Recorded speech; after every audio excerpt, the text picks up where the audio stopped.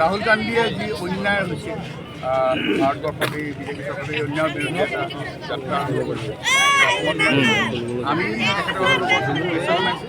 কিন্তু এতিয়া দেখিছোঁ যে বিজেপি চৰকাৰে অসমত যি ধৰণৰ এটা টোটেলি এটা ব্যৱস্থা যোৱা 5 দিন ধৰি তেওঁ মুখত কেৱল ৰাহুল গান্ধীৰ নাম, কেৱল ন্যায় যাত্ৰাৰ নাম। তেওঁ ৰাজ্য চলাব লাগে, মুখ্যমন্ত্ৰী এই কথা তেওঁ পাহৰি গৈছে। গতিকে আমি আজি তেওঁক সহযোগ কৰিম। আমি তেওঁক আজি ইয়াতে সম্বৰ্ধনা জনাম তেজপুৰ নপামত, আৰু আমি তেওঁক সাহস দিম যে তেওঁ ন্যায় যাত্ৰা কণ্টিনিউ কৰিব। বিভিন্ন ধৰণৰ সমালোচনামূলক সমালোচনাটো কৰিছে চৰকাৰী পক্ষই ক'ব।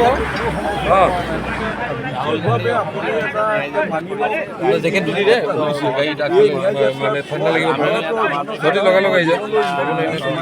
জীৱনলৈ নতুন দিন আহিব আৰু তাৰ এটা মানে আজি অংকুৰিত হৈছে অসমৰ পৰাই।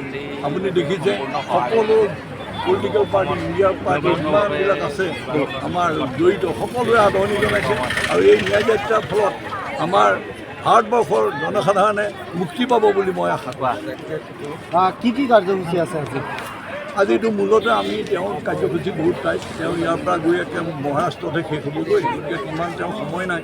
তথাপি আমি আমাৰ ফালৰ পৰা আমাৰ বাটৰ মুখেদিয়ে যিহেতু যাব, আমি তেওঁক সামান্য আদৰিবৰ কাৰণে প্ৰচেষ্টা এটা হাতত